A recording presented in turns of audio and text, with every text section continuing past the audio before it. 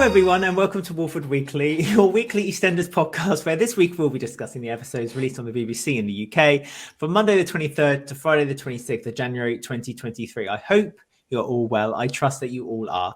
I cannot do this alone. I cannot discuss EastEnders by myself. I don't want to, in actual fact. I defy anyone who would. So I brought Rob in for the ride. Hello Rob, how are you? Hello there, Alexander. Very well, thank you. How the devil are you this fine day?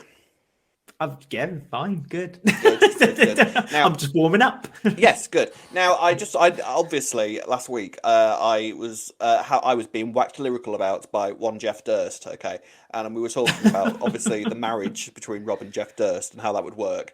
Nice. Unfortunately, some people did get in touch, and so you might not want to take the name because Robert Durst is actually a killer in America, and he's got his own Wikipedia page as well. Wasn't a very nice man, it transpires. I mean, if you've got your own Wikipedia page after being a killer, it means that you're probably not that great a human being, really, doesn't it?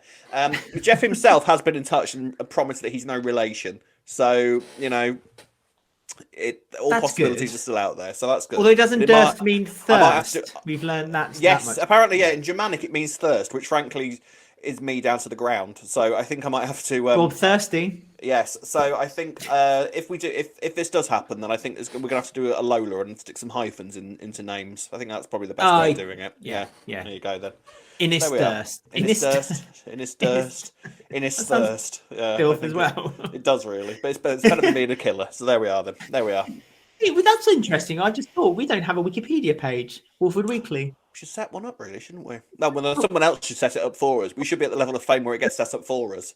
Yeah, you're not allowed to set up your. Although I worry because anyone could then edit it and say what they want about the show. Oh, they would, and they would. This one-star show tries its best to review EastEnders, but normally ends up talking about sandwiches. Yeah. It's well, maybe we'll leave the Wikipedia thing. But there we are then. So quite a week to discuss this week. Plenty happened. So should we crack on? Should we discuss it? Let's do this. Let's have a go at it and do this now. Let's go. Stacey is coming to terms with Lily's announcement last week that she wants to keep the kid, as is Martin. Although Martin did throw out a bit of a false threat, which then led to Lily passing on the news to the father, Ricky Jr. Ricky Jr. then, like a domino effect, it then got through the whole family very, very quickly. Jack screamed and shouted at anyone who would listen to him. He would blame the Slaters, naming them all the names under the sun. And Whitney is also now found out as well. About time as well, if you ask me. I thought it was a bit shameful that they hadn't told Whitney up until this point. She's been busy. Still, she's been busy. She has been busy. But then so is Kat. I think we said this last week. So is Kat. So it's a lot of them. The one that still surprises me, it shocks me almost, that Harvey was in that like group Harvey of knew people before who Whitney. needed. Yeah, who needed to know before because Whitney. he's a man that had been in the house, and they were worried at that point that Lily had been abused. So that's why that Harvey had to know about it. There was that wasn't there? That they weren't allowed Lily on her own for like 10 minutes. Which, talking of that, this week actually confirmed officially that Ricky Jr. is the father. So all of this madness, all the theories that have been kind of flying around in the fan community, and even I was getting pulled into them at some point, but now it's officially been confirmed. I know. Ricky Jr. is the dad. No abuse. Freddie's fine. You know, we don't need to worry about Freddie for the moment. He's fine. No sick storyline going on with Freddie. It's all it's all bloody marvellous, and he can go He can go back to had my doubts. Waking up at 5 o'clock in the morning and listening to Swallows, and we can be fine with that. And his drinking his coffee and thinking his mantra. I mean, I thought that was unfair. Although if like everyone was saying about Freddie, and I felt a bit sorry for him in a weird way. Like I thought I didn't want to ruin Freddie just yet. No. Like he's only been on for a little while. They give him a bit of time to breathe before they started doing something like that with him. But yes, so Ricky Jr. is the dad. He's completely gobsmacked. I don't think he really realised how he did it. Like he's very surprised. Is that game of Ludo that we played? Is something? Did we share the same? What happened there? Did we share the same cup? What's gone on here? I did was sneeze. And I thought it was quite cute though, because he turned around. The first thing he said was, like, "Oh, shall I give you some of my pocket money?" And it's like that is so. He saved £80. He saved £80. That's more than what I can manage. But I just thought that was so, and that nailed it. The fact that both of these kids are so young, and it's kind of just like their first thought is, "Well, the only money I've got is what my dad gives me every week. So I'll give you some of my pocket money." funny. My heart broke a little bit because then he went running to Sam, kind of all teary-eyed and worried, because as you do when you're that age and something like that happens to you, you're kind of like, I don't know how to deal with it. So yeah, I think this week was all about really bringing home the fact that these kids are way too young to sort of be dealing with this in their heads. Now, the whole thing with Lily keeping the baby, we spoke about this last week, and we spoke about like abortion storylines and how that doesn't really seem to be a thing. And it doesn't seem it's going to be a thing here either. And I was thinking about this, and I was kind of wondering whether, you know, what this is soap, isn't it? So soaps need to kind of keep the story going for us. Like, yeah, I hate to break it to you.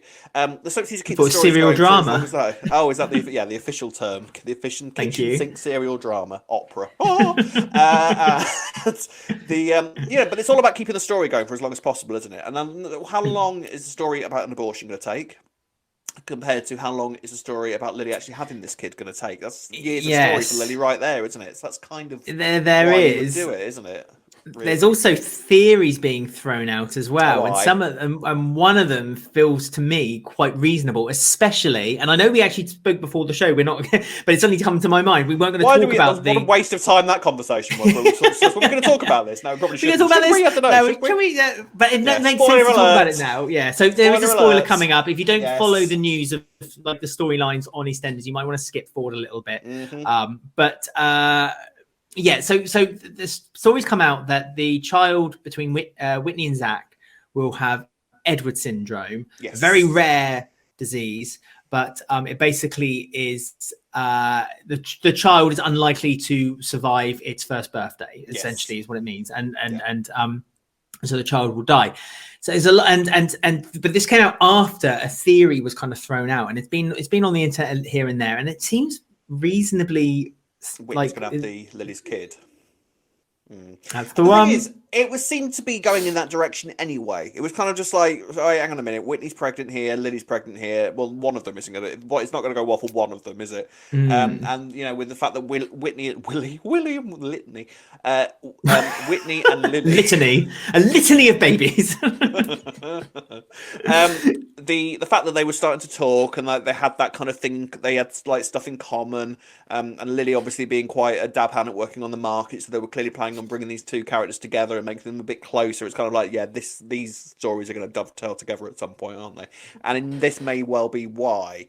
I mean, this is hope. I mean, disregarding Lily for a minute. I mean, this is hopelessly sad for Whitney. The poor cow. She can't have 5 minutes. Can she, Whitney will Whitney though, won't she? Whitney is going to Whitney, but like, oh my god, she is like soap's kind of hierarchical like tragedy queen these days, isn't she, Whitney? She's taken Ronnie's mantra and sort of gone forward with it dramatically. Yeah. I mean, she should stay away from swimming pools. That's all I can say. It's a real shame, and a real shame for Zach as well, because just as he was starting to get his head around it.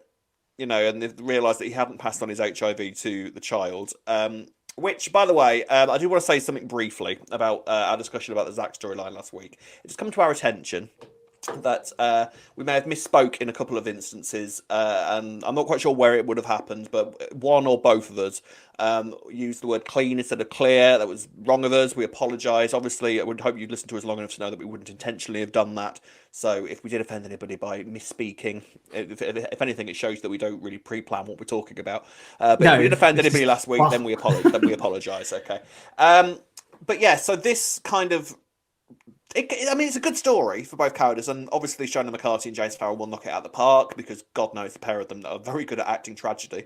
So it's going to be fine on that front, but it's just like, oh, poor Whitney. It's almost like, is this necessary for Whitney? Like, good poor cow, 5 minutes of happiness. Really? It's not necessarily at all. But I mean, it feels like it's kind of a clean solution. It does feel like it's a kind of way of things kind of clicking into place. It's a nice way of doing it. So if you were to kind of, if Whitney was to lose her child, then Lily might want to adopt it out to her blooming heck. Her cousin. Is it her cousin? No, it's Whitney's brother's. Yeah, her aunt then, isn't it? It's Whitney's brother's daughter. Her aunt. There's so much that goes on with family branches in these. I can't even work out my own bloody family tree, so don't get me started on the thing. I think you're related somewhere on the line. I'm not quite sure, but I think so. think you're my mum, Ever since something Eve. like that. I'm not sure. But yeah, I mean, but that's another good point, actually. Ryan, are we going to see Ryan at some point, do you think? It seems... No. Do you not think? Whitney I'd love to and see Lily Ryan. both pregnant. I'd love him, and you I'd don't love think, him to come you don't running... think Ryan's going to show up? Really? I'd love him to come running down the square with his shirt off, screaming. That'd be great. I'd be For no happy with reason. that. No reason whatsoever. No, we Yeah, won't see Ryan. interesting. I mean, we might get a video call, a la Yeah, Sean we'll get a Slater. Skype moment. Yeah, I think Aye, but but I don't think we'll see him. It would seem odd for Whitney and Lily both to be going through this story and for Ryan just not to turn up once whatsoever. Because Whitney did ask Stacey this week whether she told Ryan what was going on. And Stacey was like, "Oh yeah, I need to do that, don't I?" Yeah, I'm going to let him know soon. Yeah, so I'm not sure. I think we might get... I mean, I don't think, a full-time return, but I think a cameo appearance might be on the cards, I have to be honest. Maybe. I don't know. Michelle didn't even go to her own mother's funeral. I mean... Stop going... That's one thing that happened years ago, Alex. Or right? her brothers.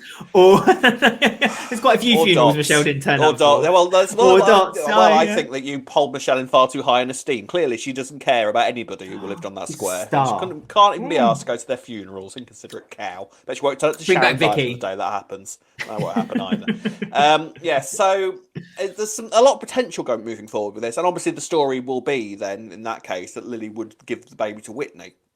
And then that sort of clears Lily of having to look after a kid at her age. Slaters will be delighted about that. Martin will be delighted about that. But it's very similar. So I was going to say, it's very similar to the kind of Bernie story as well, isn't it? When she gave up her kid for Stuart and Rainey. Yes. So it's obviously going to be, I don't know, it's going to feel tricky maybe for Lily to kind of like see her child being brought up by Whitney. But, I mean, it's... and Ricky. But I don't. This is the thing. I wonder how much attachment, because Ricky was worried this week that he's not going to be particularly that fond on his child because his mum doesn't love him. And it was that really sweet moment when he was like, will I love my child because you don't love me, mum? And Sam was like, oh. Yeah. I mean, Ricky was just showing how unready he is for this role at the moment this week, which I liked. I love how they're kind of scratching away at all the different characters involved in this and really kind of like letting this story kind of go along at its own pace and sort of bringing out all sort of realistic roles at all this. Because I swear that we've had like underage pregnancies before and none of this really gets kind of tackled. I remember Corrie did one years back, and it's I think it was with was it Amy? Yeah, Tracy's daughter. Anyway, she got pregnant and then she got rid of it, and the story's gone then. Whereas with this, you have to admit that the story's going to kind of keep going on and on and on and on, and it's going to be quite a key character moment for Lily moving forward. So yeah, I can see. I mean, and also looking forward on the show, it'll be if the show is, let's say it is, if the show's still with us in 18 years' time, even 16 years' time, that's one hell of a revelation. It's going back to the whole, Kat and I've forgotten names already, but Zoe, thank you. Kat and Zoe kind of revelation, isn't it? That kind of is happening again, isn't it? So they're going back to the old playbook, but it's there's a lot. You're right. There's scope there. They're looking. You could argue that this is Chris Crenshaw kind of just handing over the show to future producers with a plan. It is a sign of a good producer. We've had an era. We had an era of very short stories, apart from one very long story, which didn't need to be that long. Very long story. But I'm really, as you say, I'm enjoying how the other characters are getting unpicked throughout this. Like Jack, like he's found yet another Achilles heel in his like life experience. Like again, he said to Ricky Jr., if it comes to a villain, I can do this, that, and the other. But when it comes to looking after my children, like these problems that keep cropping up, and I just don't know how to settle them. Which is again is a really good character. This is a good little era for Jack, even though he might not be acting the most likable human being at the moment. Sort of lashing out, very unlikable. But I think it's great to throw these sorts of challenges at a character that has been pretty underused over the past 10 years. Jack's kind of not had a huge amount to do for quite a long time, so I quite like that Jack's getting this much to do at the moment, and it's really nice to throw all these kind of challenges that he has no idea how to deal with. For the emotional side, it's the Branning side of him that has no idea how to deal with anything remotely emotionally complicated. So it's really nice to see him challenged like this. The Branning emotional void is beginning to open up, but at least Jack is kind of trying in his own unique way. I mean, he is trying. It's lucky. I think he's lucky that Sam is staying for very trying indeed. He's lucky that Sam is staying for a couple of reasons. One, because I think Sam is actually going to be that kind of emotional support that Yes. she needs to give to Ricky Jr. and to Jack as the time goes on. But also, I think Sam's going to be quite a useful ally for Jack as Denise's relationship maybe grows with Ravi as time comes on as well, because obviously they're in a good place right now between Jack and Denise. Won't But last. all it's going to take is for Jack, one little thing to snap Jack again, and Denise is going to go running back to Ravi again, and I feel like that's going to be a big problem too going down the line. Ravioli. Ricky Senior has gone as well. He's flown off back to Germany. I loved Ricky's stint, and I was quite upset to see him go. I think he'll be back. I think he's worked. I think there's a nice little place for Ricky in the future. I mean, the problem is he's got like quite a lot of children to deal with back home now, hasn't he? So his litter. I'd have to say I'm pleased that Scarlett got an exit, because I genuinely thought that it was just going to be a case of Scarlett's in the car. No, don't look over there. Scarlett is in the car. Like, say bye, Scarlett, and then just like with one hand, just this cardboard cutout like that. A gloved hand. Comes out the door and waves. It's like the Queen and Mr. Bean, just like waving away. So I'm glad that she got her exit, and she's sort of done and dusted. I don't think we'll be seeing Scarlett again for the foreseeable, unfortunately, but I think that's done and dusted until Janine. I think we might, but with a different face in a few years' time. Yeah, I think if we see Janine again, I think that might be when Scarlett returns. But Ricky has been great. I've liked having Ricky around. Stuff with Sam's been nice. There's been some nice throwbacks with him and Sam. And I thought this week was a really good week for Sam, actually. She grew quite a lot this week, didn't she? Where she realised where her responsibilities needed to be. It went in the direction we kind of figured it would, that once she found out about Ricky Jr. and all the pregnancy stuff, she would realise that I can't just run away to Germany. I need to actually grow up and be a responsible mother here, which is nice. So, and she stepped forward and made the whole interview process much easier. I realised that. I loved her walking in and saying, "Well, this isn't what it used to be like when I was a teenage shoplifter." And the police is kind of like, "What family am I dealing with here?" Whilst on the other side, Jack's shouting and going, "How long are you going to be? Yeah. You want to make me wait? Right. I'm a police officer. I've got things to do. I've got to look at my property. My son's been left over." I love that policewoman saying, "Jed, you want to shut up, mate? Get out of my interview room," and just putting him in his place, because he needs that. He needs that occasionally. Does Jack putting in his place? It just annoys me. Like, having worked in retail, and I'm sure a lot of people who work in retail can sympathise with me on this one. When some of the worst customers in retail are people who work in retail. Yeah, and it's like, and because they're all like, "Well, I know this, and this, and I know you're doing it all wrong." And it's like, my mother says that about the NHS. The worst patients are the ones that work in the NHS. Yeah. There you go. The insiders, they know. I know I shouldn't have to be waiting this long. Oh, do you? You know, this insulin injection is coming your way, then, don't you? We support each other. But you look nice in your uniform. I know you've started up your Instagram again, doesn't that? I'm back on Instagram. I am. I'm back on Instagram. It's because I dropped Twitter. I know. Yes. No, I can't use the bar at the moment. It's a bit. Why? Anyway, that's nothing neither here nor there. It's just a bit mucky, but it needs a good clean. But don't worry. But I'm back on Instagram. If anyone wants to find me on Instagram, at Alex's Twittergram, come find me. Lovely. But there you go. Yeah. So Ricky's gone, Scarlett's gone, Sam's sticking around and is learning how to play Minesweeper. What other game they were playing? Minesweeper. I swear it was Minesweeper. And they said something about the free game you get on Microsoft when you've got to click a square and it comes with little numbers around it. Minesweeper. Show you're close to your 60s without saying that you're close to your 60s. Christ alive. Minesweeper. I never understood that game, Minesweeper. Never understood it. I never understood it either. I don't understand why numbers represented. Didn't get it. Represented where the bomb was. Now I used to play Solitaire with the free software on my Windows 95 computer. Yes. So some really nice stuff with that this week. They've got it, all this flashy, steamy stuff that they go on. I don't understand it. Some really nice stuff this week. Sam's sticking around, and I like this. I like Sam's role at the moment in all of this. I think it's going to be really helpful for Ricky Jr. We don't have to keep calling him Ricky Jr. anymore. From next week, we can just call him Ricky again. So that's nice. Yeah. Yes. Bless Ricky Senior. We'll miss him, but it makes it easier for us at the moment. I want him back. I really know. You're right. It makes it easier for comparison. It's like when they had two Billies. Well, Little Mo and Big Mo there as well. We've done that before, haven't we? So but they distinguished it with Big Mo and Little Mo, didn't they? Distinguished it with Junior sticking on the end of Little Ricky's nose, didn't they? So that's true. It's still a pain, though. You're right. It's a pain. It's an extra little caveat that you have to remember each time you talk about. EastEnders. How dare you? You didn't think this through at all, did you? Yeah. Why don't you choose two characters with the same name? No. Don't you two characters? You don't do it. That's why you don't do it. It's not done.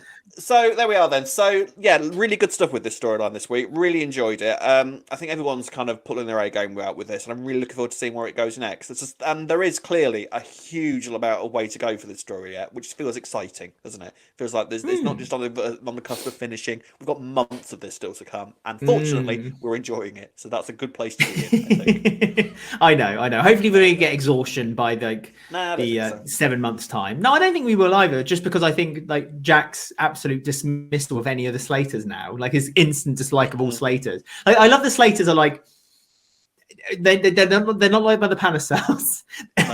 They're now not liked by the Brannings, and so slowly one by one they're kind of getting separated from the pack. But the Slaters are great, so yeah, keep them on. So yeah, lovely. Right, so coming up then we've got some small stories that we're going to just quickly pitch one by one and have a little chat about.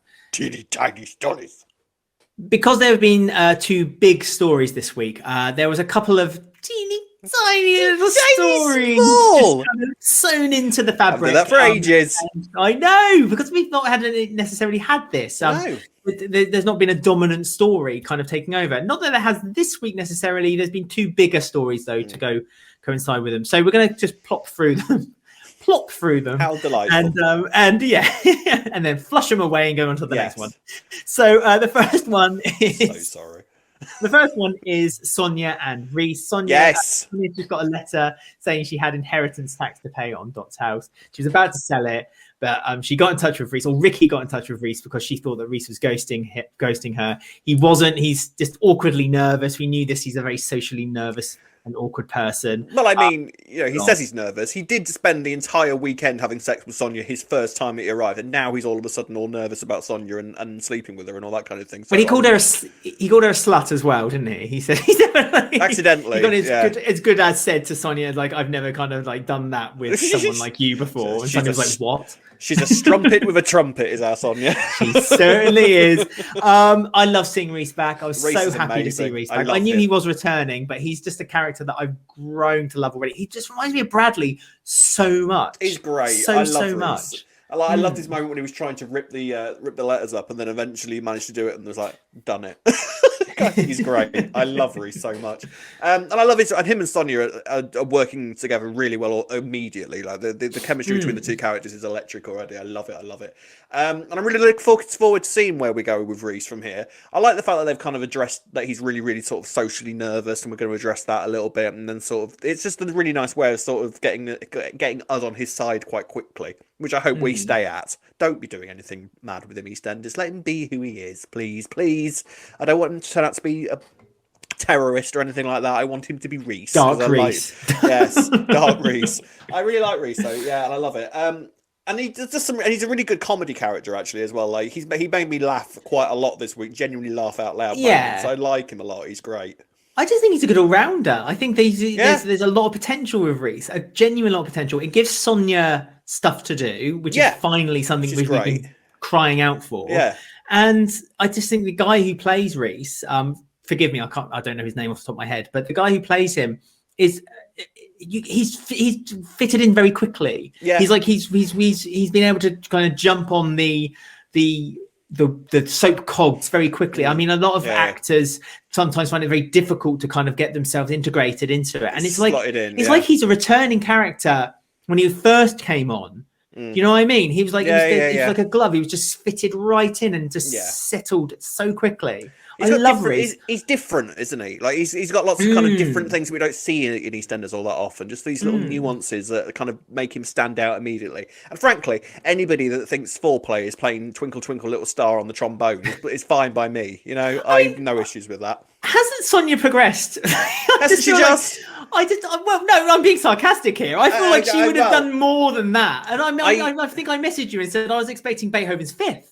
Not Twinkle Twinkle Little Star. I do think her Twinkle Twinkle Little Star has improved since she was 10. Anything else, I don't think she's really kind of. I don't think she has practiced all that much really. I think she got told enough time. Even Ricky turned around and said, you know, her piece is more welcome than the sound of your trumpet. So, which I thought was quite mean of Ricky. I mean, if anyone wants to know, Ricky would know. Ricky would know. Let's be honest. But no, yes. So I'm happy to see Reiss. I'm excited. I really love to see what's going forward. It's nice to see a happy relationship on there as well with Sonia, and I love the awkwardness with Reiss as well. I don't know if there's more to it than he's just a bit socially awkward, and perhaps there's a backstory that we're going to find out. But as long as he stays on the sympathetic side of a story, then I don't mind what comes his way. But yeah. It'd be nice to. I wonder if it'd be like, you know, when Jane first was introduced, and you found out that Jane was already married, but it was because her husband was terminally ill. And then she was looking after, and she kind of accidentally then fell for Ian, like you do, and you know, that kind of stuff. Like a story like that, I'd be on board with. Like maybe Reiss is caring for his mum or something, and like he's you know, something along those lines. I'd be on board with that.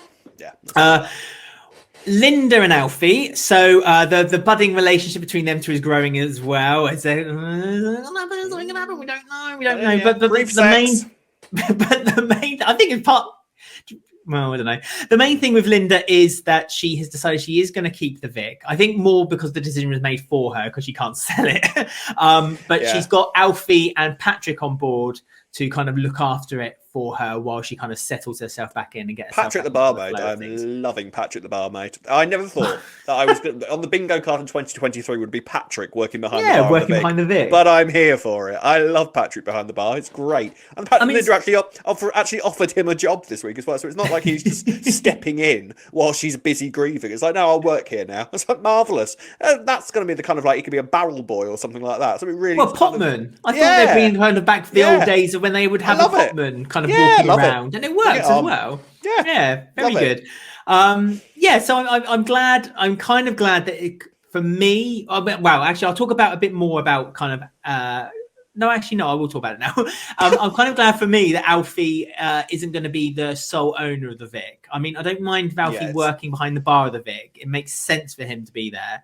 I guess. I feel like that was the reason they brought him back. Exactly. It's a replacement. Essentially. Yeah, I mean, I think the thing we're all kind of waiting for is whether Linda and Alfie get together, whether that's the next stage for this. And even if they do, it's not going to be for long, is it? Because Kat's still around, and that's clearly sort of one of Alfie's main motives is to kind of get back with Kat, whatever happens. He says that he says that he's moved on. Obviously, he hasn't.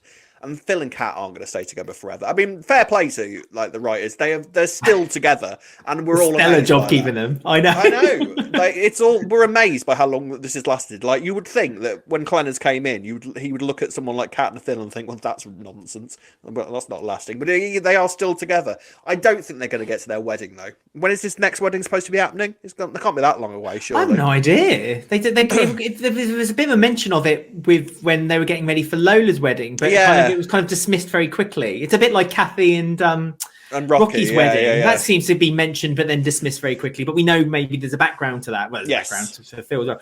Soft Phil. I still can't get my head around Soft Phil. It's very soft this week. It was a marvellous marshmallowy Phil. I know. Although it was funny when Rocky came in with Kathy and Rocky was like, all right. And Phil was like, all right. Like, that's all you're getting. If you get that from Phil, that's quite an effort, you know. He's best mates now, him and Rocky. Chums for life. Talking about employment, obviously Ralphie's got his feet under the table with the Vic now.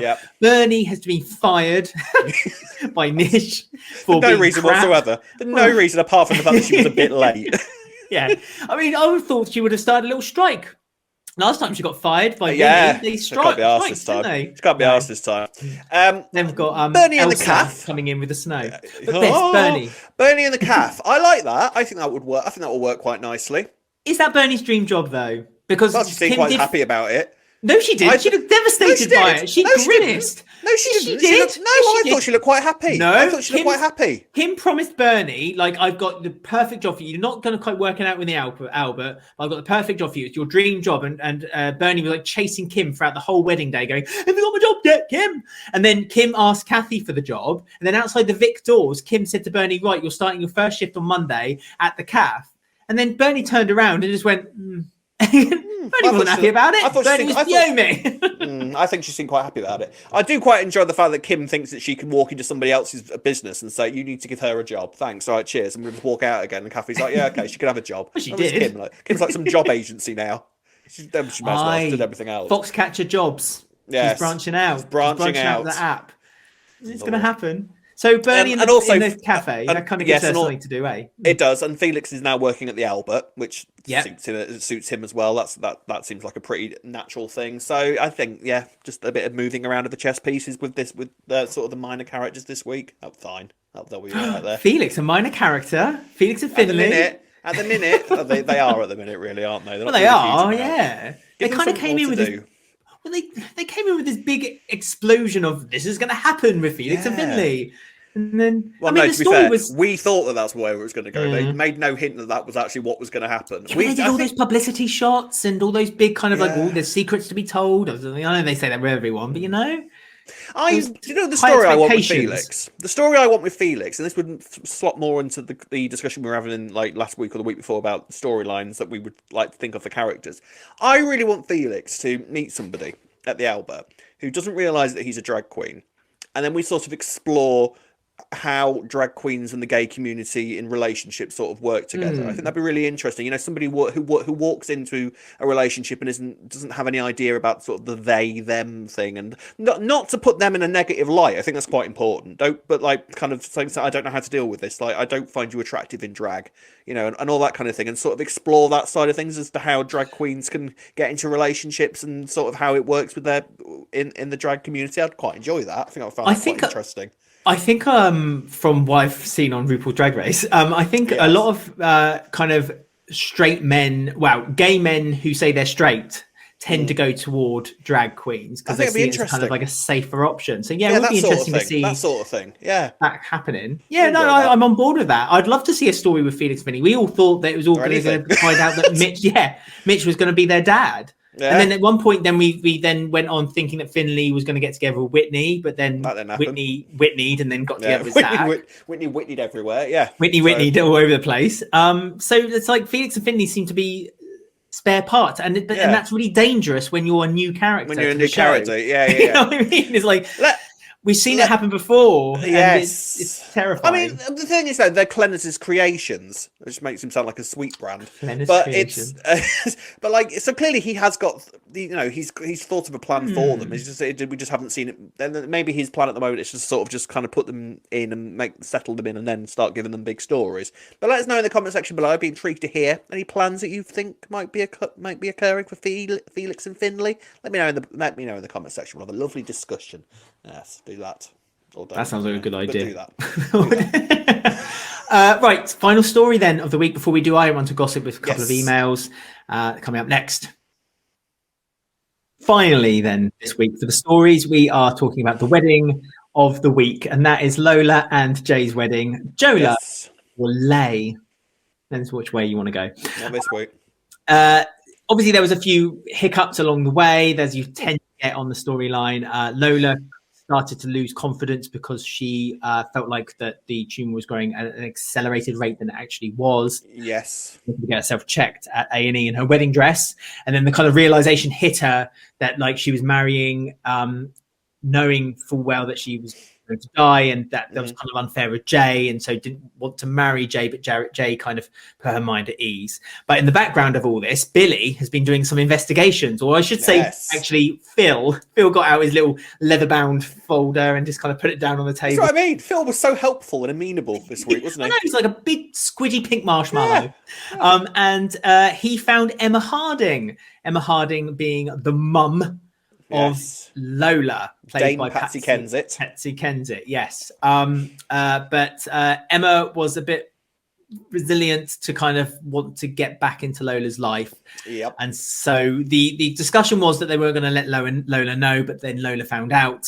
Lola was quite upset again to find out that her mum didn't want anything to do with her. So Lola had quite a roller coaster this week. Quite a week. Up to her wedding, the happiest day of her life, and but luckily everything kind of did settle down for her to kind of like have a nice scene at the end of the week. But plug myself in. Let's carry on.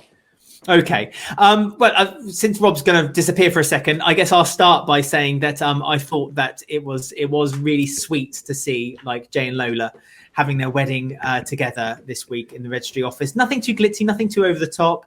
The guests were perfect. I love seeing Kathy there, and it was nice seeing a few references also for Kathy's past. 2 references: her daughter Donna, which she brought up, and also her sewing machine, which she had back in the 80s, where she used to make her jumpers.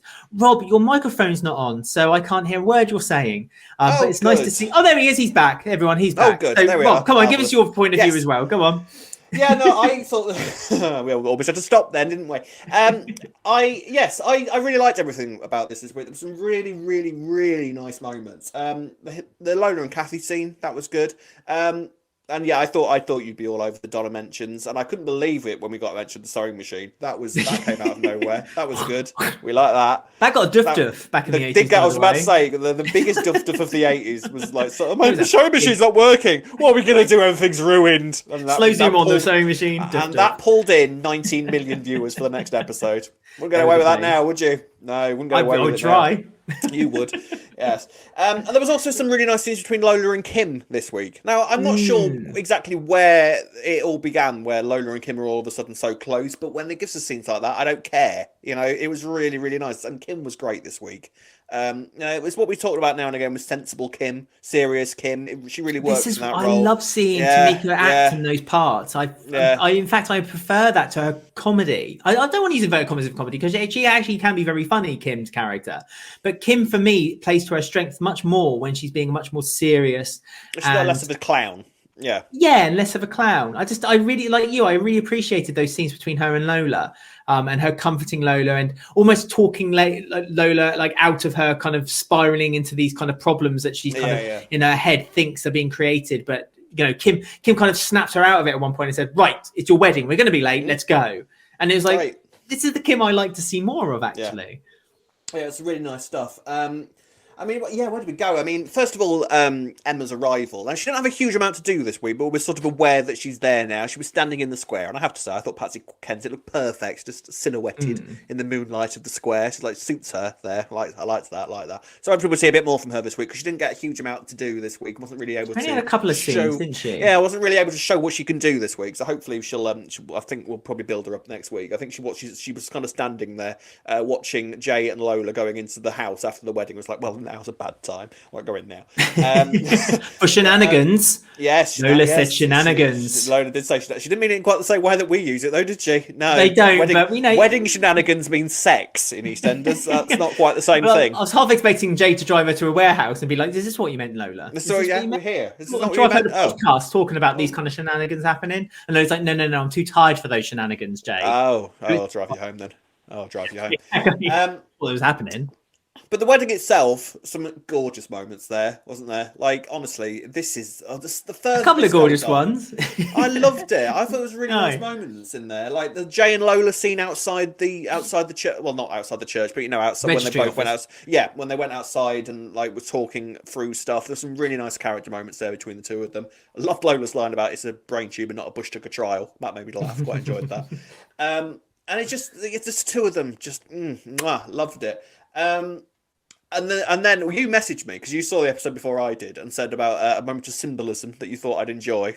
Oh yeah, the balloon flying away. And then later on in the bedroom, and he just looked up and he just saw the J balloon. I liked that. I thought that. I know you like your symbolism. I thought that was really nicely done. I'm relatively subtle. I thought as well. I thought it was quite because you didn't really consider it. The L floating away, and then you look at the J balloon on its own, and he sat there thinking, yeah, that is actually going to happen soon. So I thought I liked that. I thought it was nice. Some people might have off into heaven. Yeah, some people might have thought a bit heavy-handed, but they're wrong. Wrong. So, there's,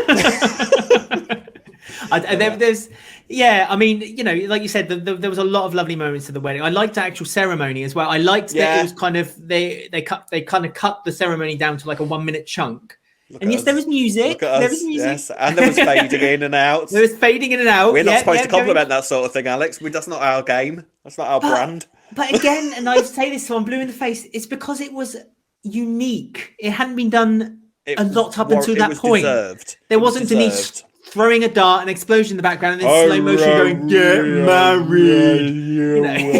Yeah, I do. Yeah, it was a nice little condensed 1 minute moment, just kind of showing their wedding together and how happy they are for that one moment as well. They were happy for that one moment. Everything else around them, everything in the world around them was disappeared. They The were thing is, though, happy just it kind then. of suggests though that because the wedding went so well, and because nothing dramatic happened during the wedding, and nothing bad happened, and no one was sad during the wedding, it was kind of like, well, they don't need to see that. You go, they just assume we'll just fast forward through this scene. They don't need to see that. Let's get back to the misery. But to be fair, a lot of stuff had happened up until that point. Yes, I mean, the week-long build up to that point was like the problems that kind of occurred. Like Jay went with Billy to visit Emma, and he then kind of had to comfort Billy, and then they made the pact not to mention it to Lola. Lola went to A&E with Kim because her nose was bleeding, she was panicking. So Kim said, "We got time. We'll just go to A&E." And to be fair, in EastEnders also, or I suppose most soaps, like if you're getting married, the registry office will wait for you. The world revolves around you. We're just living in that world. Yeah, exactly. So they had their own kind of journeys to the church. Got to see straight away as well, which was quite nice, wasn't they? Got to see straight away when they went to A&E. That was that was quite good. Well, I did. Got to see the same day.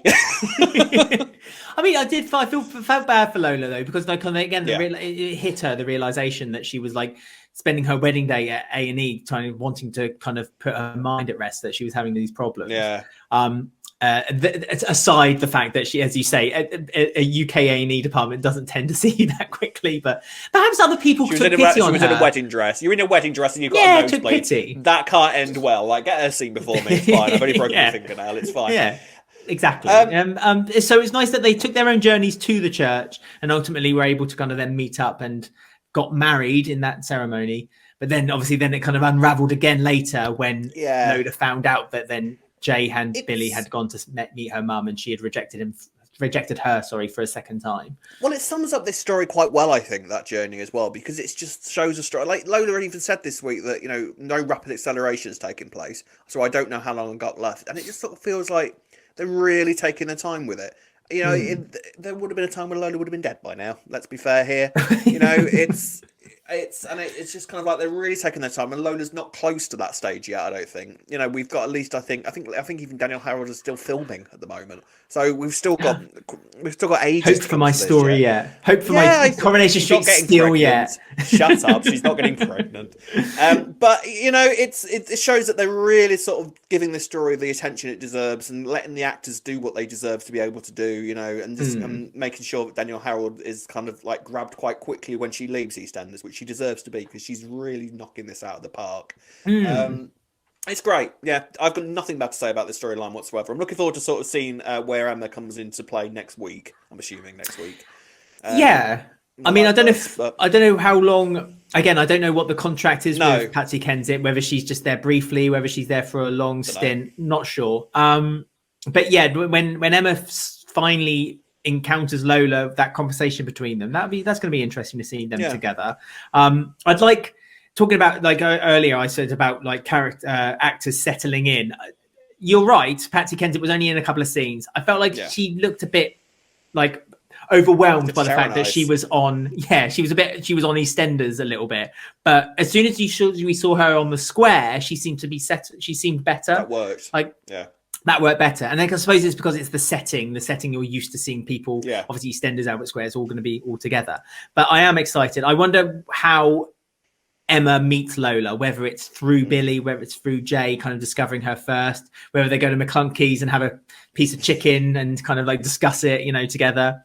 But yes, I love how McClunkey's recently has turned into the place where you have like quite like soft conversations. Don't let's go and have a chicken and discuss this properly. It's lovely. McClunkey's do a vegan burger. I saw on the wall. Yes. Good. I spotted that last week. Yes. So if you were having problems, Alex, I could turn around to you and say, right, let's go to McClunkey's and I'll get you a vegan burger and we discuss all your problems. I'd be more than happy. Yet again, I have to turn the conversation into a sandwich of some sort this week. A McClunkey's sandwich. You're a vegan, Alex. You never mentioned it. There you go. No, that's mentioned very rarely. But yeah, so... Yeah, like you say, it was a lovely ensemble piece. I loved that Kathy was there. It feels like Kathy didn't need to be there, but she was there. If that makes sense. It's like they invited her because she made the cake. It's like a weird. Do you have any idea why Lola would turn around to Kathy and says, "You normally get on my nerves, but actually I quite like you and wish you were my mum." Do you know what Kathy had done to deserve that? I wasn't sure. I don't know. She had that conversation about. her daughter, I guess. No, but she said that Kathy had like gotten on her nerves quite a lot. Normally gets on Lola's nerves, and I was kind of like, that seems harsh. Especially when Kathy is giving you such nice advice here, Lola. You know, let's try to be a bit nicer. Puts full fat milk in her coffee rather than semi-skimmed or something like that. Yeah, I can't wait till Bernie takes over this role, said Lola. You're wasted in this cafe, I tell you. Well, I don't know why like the Bernie's role like is going to be better in the cafe than it is at the pub, because it's essentially the same job. You're just serving people food and drink.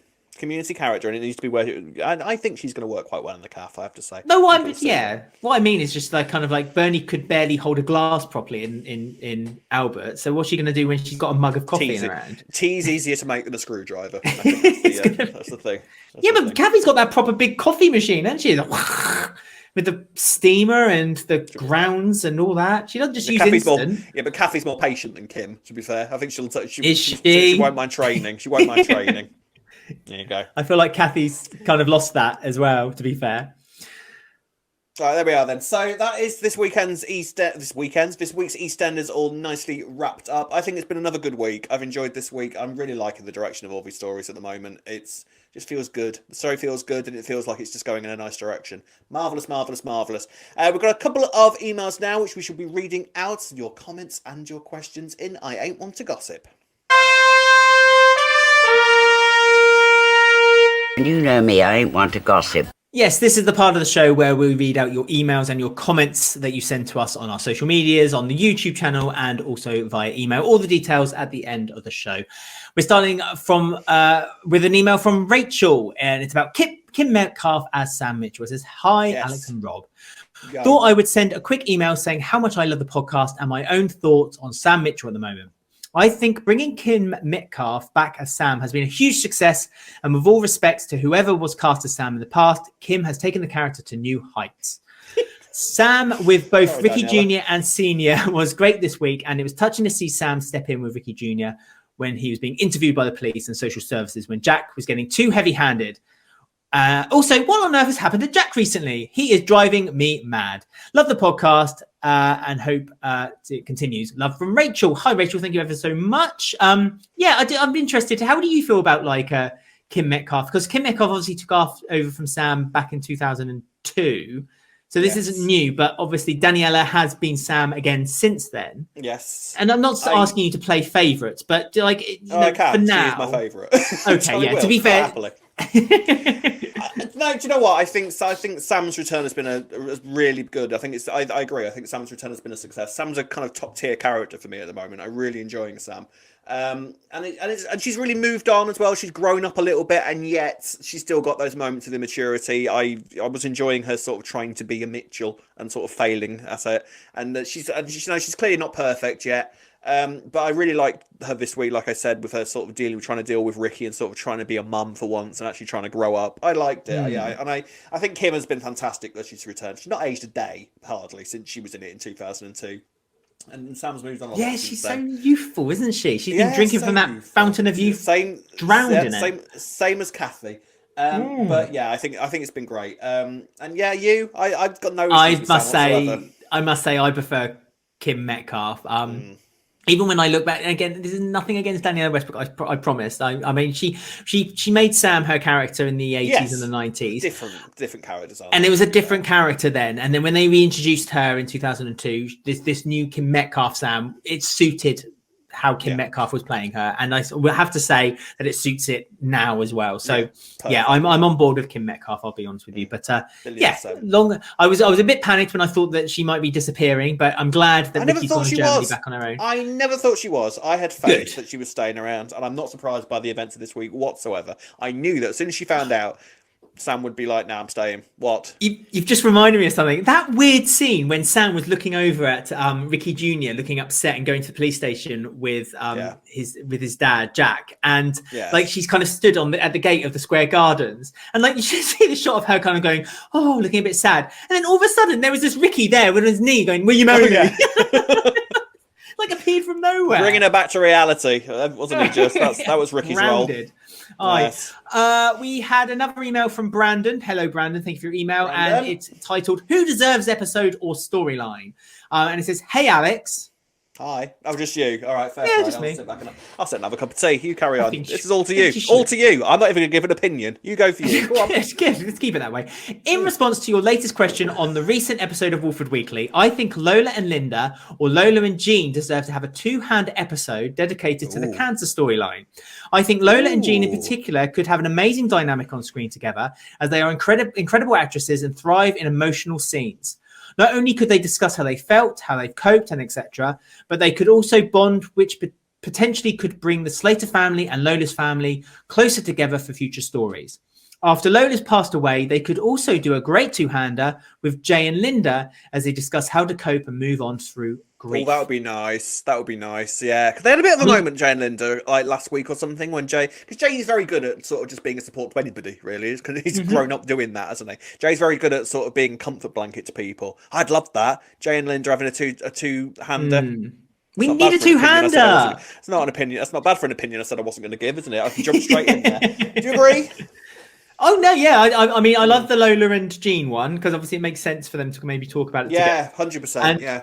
And as you say, yeah, Jay tends to be the kind of comfort for everyone else, and now Jay needs to be comforted, or will be in the future, because like he's taking, you know, there's Lola's got a lot of weight on her shoulders, but you know, Jay equally has this weight on his shoulders, and it, you know, that's why Lola was very resistant about getting married to him, thinking that like, she was putting added pressure on him, and he was like, no, don't be daft, it's all fine. But it's again, we talk about, we need to. This is the bread and butter of EastEnders, and I can't believe we've not had a two-hander for such a long time. I know. Clenners has given us a lot, and yet that's the one thing we're still missing, isn't it? I'm dying for a two-hander. I really am.